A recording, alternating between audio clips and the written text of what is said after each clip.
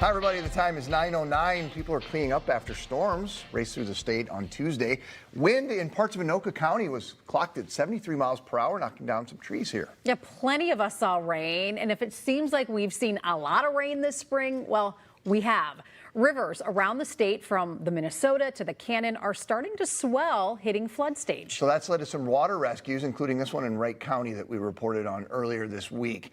So we want to know, how concerned should you be about flooding? Hydrologist Caitlin Bristol from the National Weather Service North Central River Forecasting Center, along with our Chief Meteorologist Ken Barlow, here to talk a little bit more about this and then take a look ahead. So Caitlin, thanks for joining us. Welcome. Yeah, I'm glad to be here today.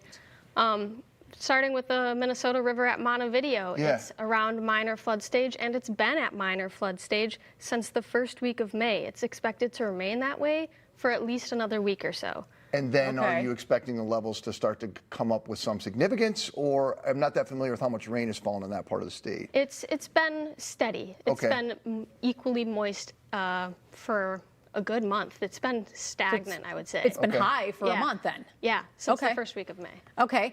Talk to me a little bit about the Minnesota River at Henderson. So Henderson is a problematic when they think about putting up floodgates, but thankfully we've been below that area. We've been staying at minor for a good week and will remain that way. Oh, really? I'm going to sound like a broken record. We're going to stay at minor. Well, that's good, because that's why we wanted to bring you on, to find out how concerned people should be. I know we were talking about Henderson the other day, because Henderson has historically had so many problems, and they finally took spent all this money to build those floodgates, to be able to try to keep the roads open. It's like almost any time there was significant flooding, we're talking about the road closures there. Yeah, kind of like Diamond Lake Road used to be flooding when there were rainstorms, kind of the same thing. So I guess everyone in Henderson's happy to hear that, right? They're happy to hear. I assume they don't like flooding, but it's at least not at those levels. Good, good. And we know that, I mean, you said that things are going to be moderate, but I mean, let's talk about the Cannon River, because we did have that really dramatic rescue not too long ago. In fact, like a week ago, of kids getting stuck in their canoe. It got caught up on some of that debris. So what's the situation like for the Cannon River right now? So the Cannon River is currently stable at its current levels. They did receive more precipitation last night.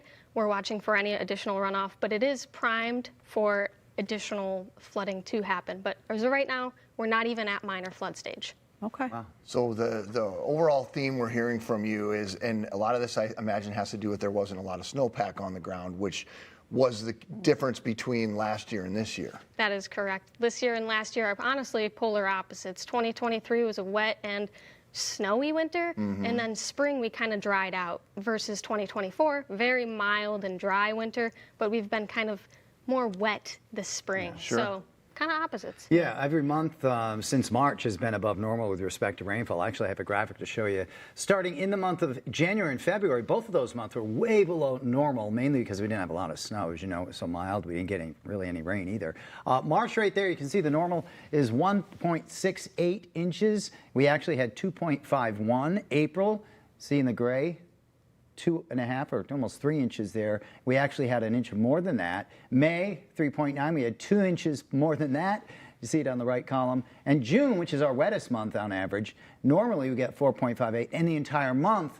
And through the first 4 days, we've already had 1.48. So every month since winter ended, March, April, May and June have been above the normal. So that's what's led to these late problems, because it is kind of late for flooding issues, isn't it? Yeah, Minnesota tends to be a spring melt type of flood situation. Doesn't mean the summer we can't have these big convective systems that... But we get those ice jams and all, to complicate things even more. Correct, that is true. Caitlin, let me ask you about the Mississippi River in St. Paul, like St. Paul to Hastings, because we had Kelsey out there, our morning reporter this morning, closing some roads. Yeah, that is true.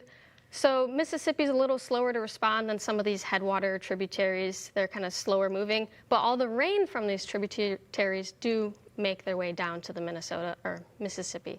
So it will crest in minor or around minor in the next week or so. So flooding is a concern, but not to higher levels. I mean, at one point last year when things were getting really dry, the Mississippi, they couldn't even do any of the shipping or any, because the water levels were so low.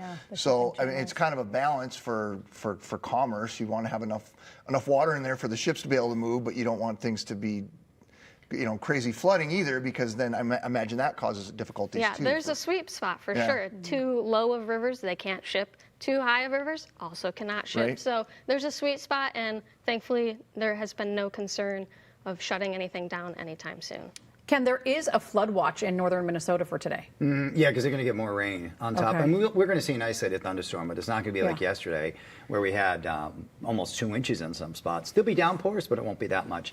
And there will be more showers up north, plus the runoff from all the rain they've had. Mm-hmm. A lot of people forget the basin keeps emptying in even after the rain is over. Yeah, all those low-lying areas filling in, ponding, small streams filling up, etc. Kind of Yeah. nuisance flooding. Yeah, kind of the tangle there of the two of them. And we are getting a bit of a break in the rain. Yeah, too. in fact, I have the 7-day early for you to see. We will see an isolated thunderstorm today, a sprinkle tomorrow, but then look at this. Most of the next Friday, Saturday, Sunday, Monday, Tuesday will be dry, which is what we need right now. We don't need any more rain, right? That is correct. And we'll get very little. After today's thunder chance, it rose way, way down.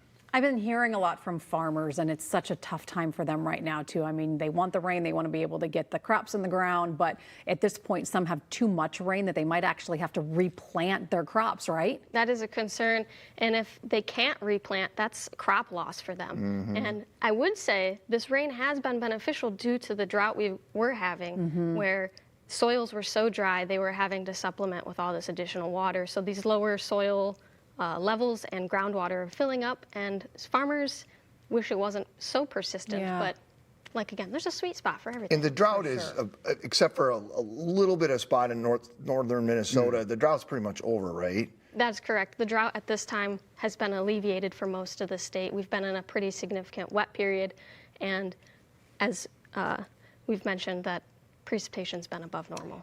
And also to reinforce that, when we had that rain at Christmas, it all went into the ground Because it wasn't frozen, right? Frozen, yeah. Yeah. So I think that's what started the end of the drought. It didn't end that day, but yeah, I think, Yeah. don't you think so? Yeah, and I would say, honestly, the drought's been kind of beneficial for all this flooding. Had it not been a drought, Ground's we thirsty. would have been much more elevated river levels. And I would say sometimes drought could be good if you get a little bit of rain on the backside of it. Yeah.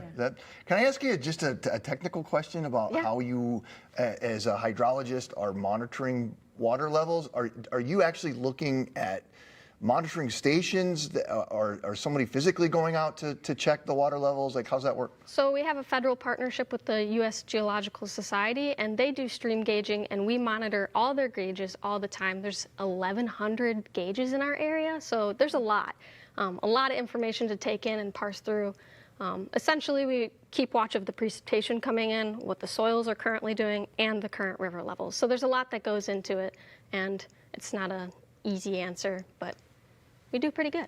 It's a lot of information. Oh my Do gosh, really good, by the 1,100. way. Yeah. And if anyone's wondering why she's doing most of the talking, is because she's a hydrologist and I'm a meteorologist. She specializes in water, basically, and I do at water also, but in the atmosphere. So that's why Caitlin did a lot of the talking. Well, it's fun to have you both on knows- and she's an share your expert in that. expertise with us. Yeah, I mean, I know the rain comes down, but what happens after that, that's me. That's you. Before that, that's him. That's a good way to describe it. Thank you. Awesome, Caitlin, and thanks, Ken. Yep. Thank you, guys.